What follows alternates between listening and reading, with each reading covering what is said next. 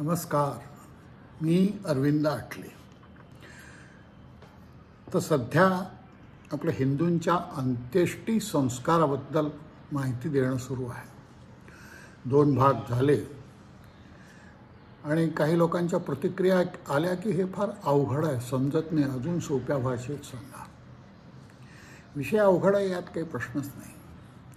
तो जास्तीत जास्त सोप्या करून सांगण्याचा मी जरी प्रयत्न केला तरी मूळ माहिती, मूळ लेखक श्री ब.स. यरकुंठवार यांच्या शब्दांमध्ये मी फेरफार करण्याची माझी ताकद नाही. त्यातल्या त्यात मी जिथे अगदीच क्लिष्ट आहे तिथे समजायचा प्रयत्न करतो, पण त्यांचे जे शब्द, त्या शब्दांना जे वजन आहे ते काही माझ्या शब्दांना नाही आहे. मी एक अत्यंत सामान्य माणूस आहे. ही माहिती आपल्यासमोर यावी, यातल्या शंका दूर व्हाव्यात, आणि अनेक लोकांनी याविषयी वेगवेगळ्या प्रकारचे प्रश्न विचारले असल्यामुळे मी हा अवघड विषय घेतलेला आहे. पण हा अत्यंत आवश्यक, प्रत्येकाला माहिती असावी असा हा विषय आहे. त्यामुळं थोडंफार जरी क्लिष्ट असलं तरी समजावून घेण्याचा प्रयत्न करा. भारतीयांचं तत्त्वज्ञान काय आहे? वैदिक, भारतीय म्हणण्यापेक्षा मी वैदिक म्हणेन. पिंड आणि ब्रह्मांड यांचं ऐक्य होणं. तर यांचा पिंड आणि ब्रह्मांड याच्यामध्ये जे वेगवेगळे स्तर आहेत, तर या सृष्टीमध्ये अशा दृश्यादृष्ट अस्तित्वांच्या पातळ्या आहेत. काही त्यांचं कार्यकारण, परस्पराश्रय आणि परस्परान्वय असा संबंध आहे. त्याप्रमाणे पिंडात पण आहे. त्यातही मुख्य आणि अंतर असे थर आहेत आणि या थरांचा त्याच्या व्यापाराशी जिव्हाळ्याचा संबंध असतो. एकमेकांमध्ये हे स्तर देवघेव करतात. पिंडातील या पापुद्र्यांना वेगवेगळ्या शास्त्रांचं वेगवेगळ्या कारणाकरता वेगवेगळं वर्गीकरण केलेलं आहे. जसे वेदांती म्हणतात की स्थूल, सूक्ष्म, कारण, महाकारण अशी शरीरांची वेदांती कल्पना सांगते. तर उपनिषद म्हणतात की अन्नमय, प्राणमय, मनोमय, विज्ञानमय आणि आनंदमय असे कोश आहेत. सांख्य पंचमहाभूतांची कल्पना सांगतात. तर मंत्रतंत्र, योग आणि शास्त्र आपापल्या परी त्यांच्या कल्पना सांगतात. या सर्वही सृष्टीबद्दलच्या वर्गीकरणास धरून, अनुसरून अशा या सर्वांच्या कल्पना आहेत. आता सृष्टीतील भूलोक, भोहलोक आणि स्वहालोक हे 3 मुख्य लोक आहेत. त्यांच्यातला अंतर्प्रवाह लोक, त्यांचे पापुद्रे पिंडातही आहेत. जन्माच्या घटनेत या सर्व लोकांचे अंश आणि पंचमहाभूतांचे विभाग संघटित होऊनच पिंड अवतरतो. आपला जो देह होतो हा कसा अवतरतो? तर या 3 लोकांचा त्याच्यावर परिणाम असतो. त्याचे अंश या 3 लोकातून त्याने घेतलेले असतात. जन्म म्हणजे या अंशांची आणि विभागांची संघटना असं थोडक्यात लक्षात ठेवा. आणि संघात आणि मृत्यू म्हणजे या अंशाची आणि विभागांची विघटना. मृत्यूत पूर्वदृढ संबंधाचा तो डिसोल्युशन ज्याला म्हणतो आपण, विघात होतो. त्यामुळे वेदना होतात मृत्यूच्या वेळी. आणि मृत्यू ही कोणी बाहेरून आणलेली अवस्था नसून अंतर्गत नियोजनाची अपरिहार्य अशी अवस्था आहे, हे आपण विसरू नये. त्याचा प्रतिकार नाही करता येत. वस्तूंचा आणि त्यांच्या संघातांचाच हा स्वभाव आहे. त्यामुळे छांदोग्यास पंचाब्दी विवेचनामध्ये हे तत्व सांगितलेलं आहे. या नैसर्गिक प्रक्रियेस प्रेतकर्म आणि पितृकर्म असं ह्याच्यामध्ये इंगित आहे. भारतीयांनी आपल्या ज्ञानाची आणि कर्तृत्वाची परीक्षा त्यात दिली असं फार समजता येईल. अत्यंत गूढ असं हे लेखन आहे. मरणावस्था म्हणजे विघात, डिसोल्युशन. शरीर वेगवेगळ्या याच्या स्तरात पुन्हा नाहीसं होतं, सम्मिलित होतं. आणि हा विघात स्वीकारतेनं करण्या येण्याची मनुष्याची असमर्थता आहे. जे योगी आहेत ते स्वतःच्या मनाने हे करू शकतात, परंतु सामान्य माणसाला हे करता येत नाही. आणि त्यामुळं सामान्यतः ती साधली जात नाही. म्हणून डिसोल्युशन भ्रांत, खिन्न, स्थगित, दुर्बळ असलेल्या जीवास त्याच्या हितकर्त्या अशा आप्तेष्ट अधिकाऱ्यांची मदत करून उत्तम गती द्यायची असते. हे यासाठी लोकांची गरज आहे. नाहीतर तुमचं तुम्ही करू शकता. योगी आपलं स्वतः करतात, आपलं स्वतः श्राद्ध करतातच की नाही, संन्यास ग्रहण करताना. त्यानुसार अंत्येष्टी संस्कार आणि श्राद्धादी ही जी कर्म आहेत ही त्या जीवात्म्याला, त्या मृतात्म्याला मदत व्हावी, पुढची गती मिळावी यासाठी आहेत. अंतर्गत स्वयंभी विघातकास मदत करून आपल्या हेतुपूर्तीसाठी उपयोग करून अशा प्रकारे हा दहनविधीचं महत्त्व आहे. आता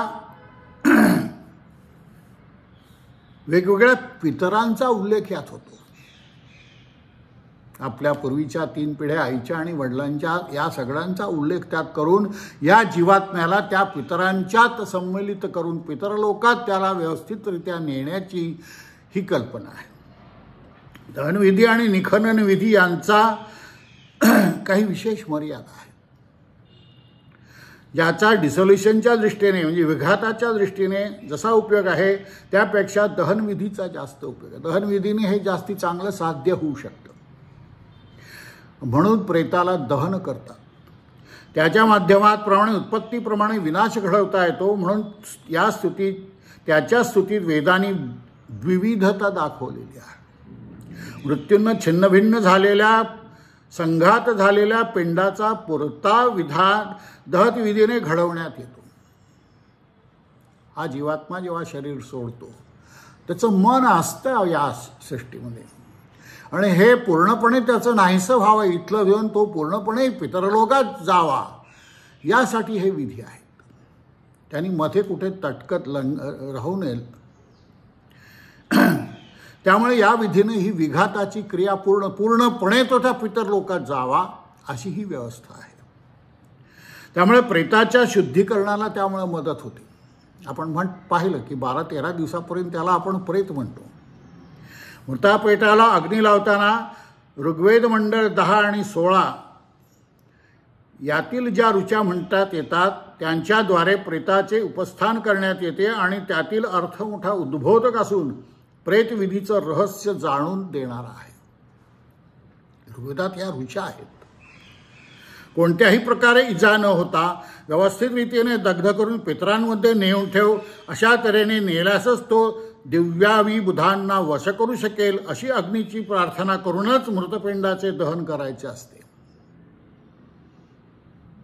प्रत्यक्ष दहनाच्या वेळेला हे मृतजीवा, तुझे नेत्रतेज सूर्यामध्ये जाऊन मिळो, तुझा प्राण वायूत जाऊन मिळो, तुझ्या धर्मकर्माप्रमाणे तू आकाशात, पृथ्वीत, उदकात अगर तुला हवे असल्यास वनस्पतीमध्ये आपल्या शरीरासह वास्तव कर. हे अग्नी, या मृताचा अजभाग तू आपल्या ज्योतीने तप्त म्हणजे शुद्ध कर, निर्मळ कर. आपल्या मंगल ज्वालांनी तू या जीवाला उत्तम लोकात घेऊन जा. अशा प्रकारे ही अग्नीची प्रार्थना केलेली असते. ऋग्वेदातील 5 ऋचांच्या पुढच्या ऋचेत नवीन आयुष्याचं वस्त्र परिधान करून दिव्य शरीराची जोड व्हावी असंही विनवलेलं आहे. तेव्हा नॉर्मली आपण पराधिततेने हे शरीर सोडतो आणि म्हणून अशा जीवाला देहासक्ती असणं स्वाभाविक आहे. मन एकदम या शरीरातून जात नाही. शरीर जरी अयोग्य असलं तरी मन त्या शरीरातून जात नाही. त्या शरीराला जोडलेले आप्तेष्ट, भूमीच्या कल्पना, वेगवेगळ्या प्रकारची आपली जी इस्टेट असते, घरदार असतं, या सगळ्यामध्ये आपलं मन गुंतलेलं असतं. त्यामुळं 10 दिवसपर्यंत हा सृष्टीत घुटमळत असतो असं म्हटलं जातं. त्याचं मन जात नाही लगेच. त्यामुळे ही आणि पारशांमध्ये हे म्हणतात की 3 दिवस घुटमळतो. ख्रिश्चनांच्यात म्हणतात 10 दिवस घुटमळतो. मात्र 10 दिवसाऐवजी 3 दिवस घुटमळतो असं पारशांच्यात जेव्हा म्हणतात तेव्हा पूर्वाभाषांनी दृढासक्ती आसक्ती आहे त्या शरीराला, आपल्या या जीवाला, या शरीराची. शरीर कोणत्याही स्थूलसूक्ष्म रूपात कायम राहून दिलं तर तो त्यात चिकटून राहील. शरीर सोडायची त्याला इच्छा होणार नाही. म्हणून त्याच्या शरीरात ज्या ज्या पंचमहाभूतात मिसळून टाकून त्याला निराश्रित करायचं, त्याला पूर्ण मुक्त करून त्या पिंडाला परलोकात जाऊ द्यायचा, असा ह्या हिंदू अंत्येष्टी संस्काराचा उद्दिष्ट आहे. आणि हे उद्दिष्ट दहनविधीने चांगलं साधतं, कारण तो देह नष्टच होतो. त्याला त्या देहात आसक्ती राहण्यासारखं काही राहतच नाही. तिथं देहच राहत नाही. निराश्रिताला पुढचा मार्ग सुचतो आणि शरीर जाळून त्याच्या अस्थि रक्षा यांचीही इतस्तः वाट लावायची, विल्हेवाट लावायची, असाही आपल्यामध्ये संकेत आहे. आणि ही गोष्ट त्याचं मन पूर्णपणे निघून जाण्यासाठी उपयोगी आहे. मरणानंतर शरीरातून बाहेर पडलेले सूक्ष्म शरीरही अनेक तत्व घटित असते हे आपण बघितलेलं आहे. आणि विघातास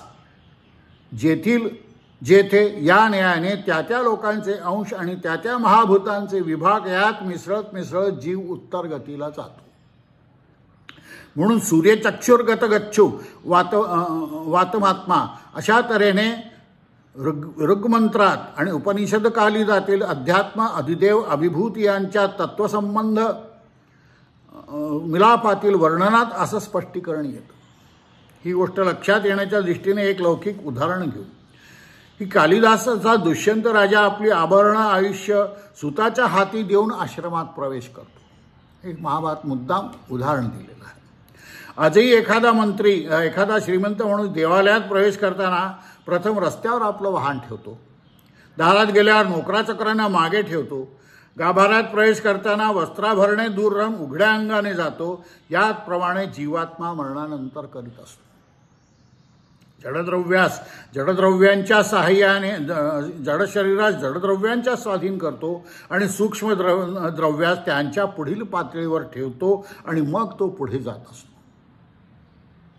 तेव्हा कर्माचा जो काही निकाल लागून पुन्हा नवीन आयुष्याचं जीवन कंठण्यास परततो, तेव्हा देवालयातून परत येणारा श्रीमंत ज्याप्रमाणे पूर्वग्रत वस्त्राभरणे नोकर-चाकर वाहन यांचा अंगीकार करतो, तसंच नवीन शरीराची सामग्री गोळा करत इहलोकात पिंडधारणा करतो.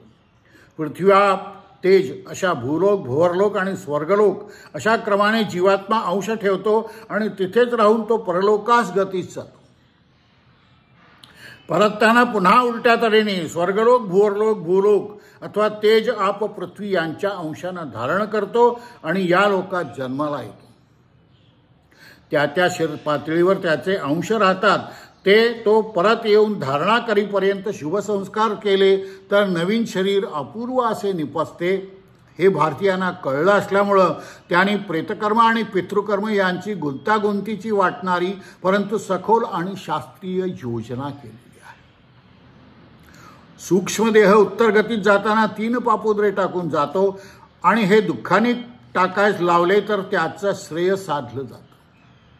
परत येताना संस्कारित होऊन तेच पापुद्रे त्याला मिळाले तर श्रेयतः साधनाची परिपूर्तता होते आणि देह नसला तरी घरातल्या जागेतही मृताचा जीव आसक्तीने घुटमळत राहतो. तेव्हा त्याला चिकटण्यास वाव न देता पुढचा मार्ग काढण्याकरता 10 दिवसाचं कर्म आवश्यक आहे. पिंडाची व्यवस्था उत्तम व्हावी त्याचप्रमाणे सपिंडीकरण अगत्याचं आहे त्यासाठी. आणि अशासारख्या कल्पना शास्त्रपूर्ततेने जगातील इतर समाजात मुळीच आढळत नाहीत असं म्हटलं तर काही अतिशयोक्ती होणार नाही. भावपूर्वक आणि श्रद्धापूर्वक करायचा विधी म्हणजे श्राद्ध एवढीच श्राद्धाची कल्पना नाही. प्रेतकर्मात आणि पितृकर्मात कर्त्याचा भाव आणि श्रद्धा या शक्तीप्रमाणे मंत्रशक्ती आणि द्रव्यशक्ती यांचा फार महत्त्वाचा संबंध असतो. मंत्रशक्ती आणि द्रव्यशक्ती यांचा विचार थोडासा आपण करणार आहोत. येथे एवढंच लक्षात आणून द्यायचं आहे की धर्मशास्त्रात ग्रंथात जिथे कुठे श्रद्धेने करायचे श्राद्ध असं विधान केलेलं आढळतं, तिथेच मंत्र आणि द्रव्य यांच्या स्वाभाविक शक्तीच्या सहाय्याची गरज प्रदर्शित केलेली असते. या व्यतिरिक्त श्राद्धाला श्राद्धत्वच नाही. निव्वळ श्रद्धेने केलेल्या लौकिक कर्मात एवढी योग्यता आणि एवढं सामर्थ्य असणं संभवत नाही.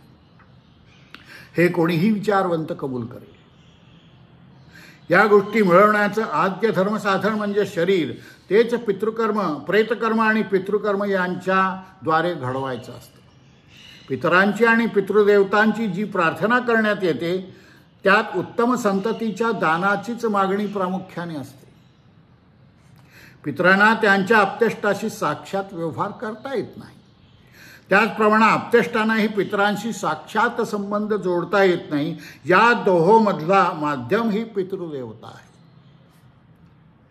अर्यमा अग्निश्वात्त वसु रुद्र आदित्य इत्यादी पितृदेवतांच्या द्वारेच प्रेतकर्म आणि पितृकर्म यांच्या क्रिया चालतात. प्रेतसज्ञक जीव पितरात जाऊन मिळेपर्यंत स्वतः जातीने तत्तकर्मात उपस्थित असतो. त्याचं तसं आवाहन करण्यात येतं, त्याला बोलावण्यात येतं त्या ठिकाणी. इतर पितरांचे आवाहन पितृदेवतांच्या द्वारे होते. आर्यमादी देवता साक्षात येतात, उपस्थित राहतात आणि त्या त्या कर्मांचे पितरांकडे वहन करतात. शरीरोत्पत्तीच्या दृष्टीने वसु, रुद्र, आदित्य या गणांचं विशेष महत्त्व आहे. वसु या पितृगणातून साक्षात देह मिळतो. सौंदर्य इत्यादी शारीरिक गुण ही त्याचीच देणगी आहे.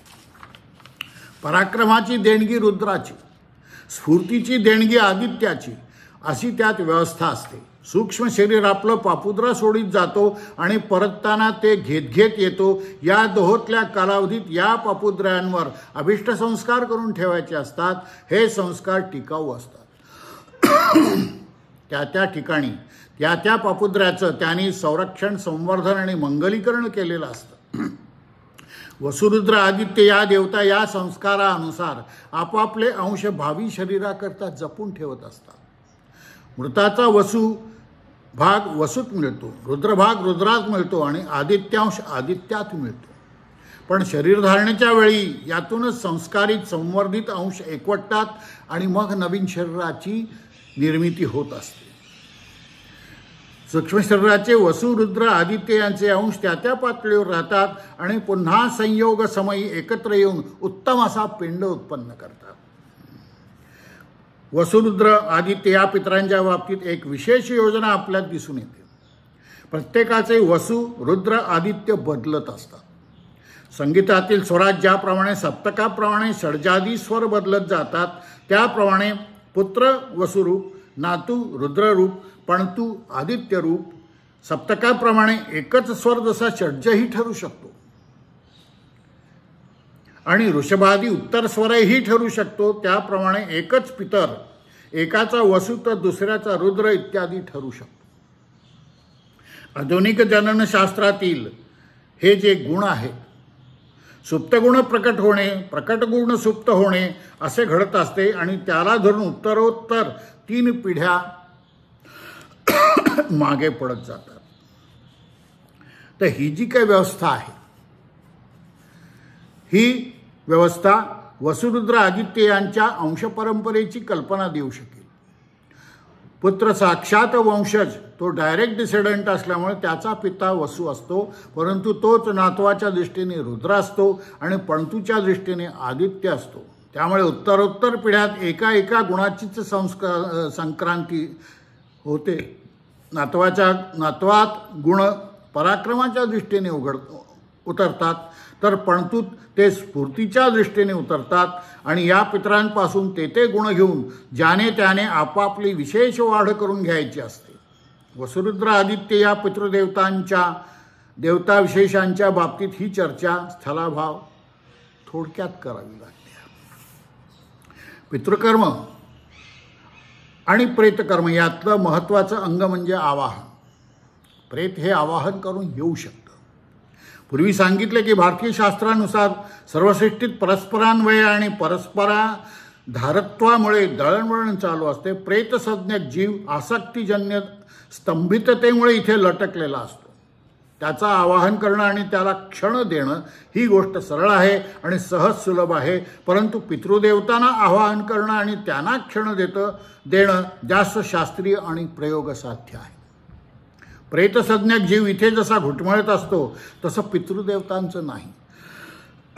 त्यांना जागृती येईल आणि उपस्थित राहण्यास इष्ट आणि आवश्यक वाटेल अशी व्यवस्था करावी लागते. म्हणून त्यांच्या कर्माप्रित्यर्थ जी सामग्री उपयोगात आणली जाते ती योग्य आणि अनुरूप असण्याकडे कटाक्ष राहण्यात श्रद्धेची गरज, मंत्रपूर्वतीची गरज आणि द्रव्यपूर्तीची गरज अत्यंत असते. श्रद्धेने करायचे ते श्राद्ध असे कटाक्षात धरून म्हटले आहे. मंत्रपूर्वकता हे आवाहनाचे हृदय आहे. मंत्रवशतेमुळे पितृदेवता उपस्थित होतात. ही मंत्रवशता त्याचा उच्चार करणाऱ्या ब्राह्मणाच्या शारीरिक शौचतेवर अवलंबून असते. शुद्ध शरीर, स्वाध्यायरतता, भाव संशुद्धी इत्यादी गुणांनी युक्त असलेल्या ब्राह्मणांनाच या कर्मास बोलवावे असा कटाक्ष भारतीय धर्मशास्त्रकारांनी वारंवार प्रकट केलेला आहे. बरडाप्रमाणे बीज असं त्याप्रमाणे अनुरुच विप्रास केलेल्या हव्यता तृणाग्नीप्रमाणे असलेला अवधियान विप्र, भस्मीभूत विप्र, भस्मनी केलेले हवन इत्यादी प्रकारे मनुस्मृतीतील विधाने याचीच ज्वलंत द्योतक आहे. याला धरून म्हणून असा प्रश्न उपस्थित केला आहे, क्षत्रियपण उच्च कुलोत्पन्न नसलेला व अश्रोत्रियपण उच्च कुलोत्पन्न असलेल्या अशा दोघा ब्राह्मणापैकी कोणास या कर्मास बोलवावे. त्याचं उत्तर त्याने दिलं आहे की तू मूर्खपण शुद्ध कुळाचा ब्राह्मणच आवश्यक आहे. मंत्र संपूजनार्थ तू, असं त्याचं आहे, तू वेगळ्या अर्थाने नाही आहे. सत्कारम इतरोर्हती, विद्वत्तेकरिता फक्त दुसऱ्याचा आदर. क्षत्रिय म्हणजे श्रुतीसंपन्न असूनही जर उत्तम कळाने मिळालेले शरीर नसलेल्या ब्राह्मणास येरा मान विधी पाळण्यापुरते देवाची ती भूते म्हणून या न्यायाने मान देण्याची भारतीय शिकवण पिंड परंपरेच्या असीम दर्शकतेची निदर्शक आहे. अशा शुद्ध शरीराच्या अक्रौधन्ये शौच परे हे सततम ब्रह्मवादिभिः अशा ब्राह्मणांच्या द्वारे पितृदेवतांना बोलवून आपल्या पितरांची तृप्ती करायची असते. आर्यमावस्वादी पितृदेवतांच्या कार्यास मदत करणाऱ्या विश्वदेवांनाही आवाहन करून उपस्थित करायचे असते. सृष्टीच्या नित्यकर्माच्या भट्टीतील लोखंडाप्रमाणे अहर्निश तापणाऱ्या आटणाऱ्या ऋषीदेवता या साऱ्यांच्या सहयोगाने या कर्मात अभिष्ट फल संपादयाचे असते. सृष्टीतत्व या दृष्टीने या तिन्ही देवतांची तत्वे परस्पर भिन्न आहे. तरीही त्यांचा प्रदीपवत चार्थतो वृत्तीही असा प्रकार साधूनच हे घडवायचे असते. या सर्वांचे व प्रेतांचे आवाहन करण्यास श्रद्धारूप भावशक्ती आणि मंत्रशक्ती यांच्याबरोबर द्रव्यशक्तीची गरज असते. दर्भ, तीळ इत्यादी विशेष संस्काराने युक्त असलेले उदक, माका इत्यादी विशेष गुणसंपन्न द्रव्यांचा विनियोग या कर्मात सांगितलेला असतो. आवाहन केलेल्या पितराधिक देवता ब्राह्मण शरीरात कसा प्रवेश करतात याचं म्हणून केलेलं वर्णन आपल्या मागे वायूंच्या संचारी स्वभावाने घडणाऱ्या परस्परान्वयाची आणि सुगंधाने संपुटित झालेला वायू पूर्वी अस्तित्वात असलेल्या वायूत जसा शिरतो त्याप्रमाणे मंत्र वाहनाने जागृत होऊन आलेल्या पितराधिक देवता योग्य अशा ब्राह्मणांच्या शरीरात अनुप्रवेश करतात. तुमचे ब्राह्मण नसतात त्या क्षणी, ते तुमचे पितर असतात. ही कल्पनाच आमच्यात इतकी रुळली आहे की आयुर्वेदासारख्या शास्त्रातही ती सहजतेने येऊन गेलेली आहे. अमानुष उपसर्ग दर्पणादीन यथा छाया शीतोष्णम प्राणिनो यथा स्वमणी भास्करस्योस्त्रा यथा देहंच देहधृक् विशंती न च दृश्यन्ते ग्रहास्तद्व छरीणाम. शरीरात शिरतात पण दिसत नाहीत. ही गोष्ट ग्रहादिकांप्रमाणे पितरादी देवतांनाही लागू आहे. इथे एक गोष्ट ध्यानात घेण्यासारखी आहे ती ही की इतर क्षेत्राप्रमाणे याही क्षेत्रात भारतीयांचा अपकर्ष झाल्यामुळे कालानुसार आवाहनाचे माध्यम पलटत गेले. जिवंत शरीर, मांसपिंड, ओदनपिंड इत्यादी अपकर्ष परंपरा आहे. यज्ञातली अपकर्ष परंपरा जशी ऐतरेय ब्राह्मणानं दिलेली आहे, यज्ञवस्तूत पडलेल्या फरकानुसार त्याप्रमाणे इथेही परंपरा असल्याचं शास्त्रविधीवरून दिसतं. मांसपिंडावरून वंशासनाचे अनुमान काढणारे आवाहनाचे तत्वज्ञ लक्षात घेत नाहीत. वाहनाचे माध्यम म्हणून केलेल्या मांसस्वीकार आणि आतृप्ती करायचे मांसासन या शास्त्रतः खूप फरक आहे. आस्वादिकात वा तक्रादी पदार्थात काही प्रमाणात मद्यार्क अल्कोहोल असतं म्हणून त्यांचं सेवन करणारा जसा मद्यपी ठरत नाही, त्याप्रमाणे पितरांचे यज्ञोच्छिष्ट सेवन करायचे म्हणून केलेले मांसासन ही मांसभक्षणाची शास्त्रमान्य परंपरा दाखवित नाही. यज्ञवेशात मांसाचे प्रमाण अत्यल्प असते. प्रयोगसिद्धीच आवश्यक असल्यामुळे मांसाचा स्वीकार करण्यात येत असे. विद्युत वहनास तांब्याची जशी गरज तशीच पितरांच्या आवाहनास मांसादिकांची गरज. आवाहन केलेल्या पितृदेवता आपापल्या पिंडात प्रवेश केल्यानंतर त्यावर आपले संस्कार करतात. अशा रीतीने संस्कारित झालेल्या पिंडाची प्रकृती अर्थात साध्या ओदन पिंडावरून वेगळी असली पाहिजे हे उघड आहे. आता या ठिकाणी खूप जास्ती वेळ झालेला आहे, थांबणं आवश्यक आहे. त्यामुळे मी या ठिकाणी थांबतो आहे आणि पुढच्या भागामध्ये आपण घेणार आहोत. संस्कृत काही याच्यात मला उद्गृत करावं लागतं. मी स्वतः संस्कृत शिकलेलो नाही, त्यामुळे कदाचित माझे उच्चार थोडे मागे पुढे झाले असतील तर ते तुम्ही समजावून घ्या. या सर्व गोष्टी समजणं अत्यंत आवश्यक आहे. म्हणून मी सांगतो आहे, हे क्लिष्ट आहे मला मान्य आहे, परंतु त्याला दुसरा काही इलाज नाही. तर आपण स्वीकार करावा, शांतपणे हे चरवण करून ऐकावं. नक्की तुम्हाला त्यातल्या सर्व प्रश्नांची उत्तरं मिळतील. तेव्हा रजा घेतो तुमची. नमस्कार.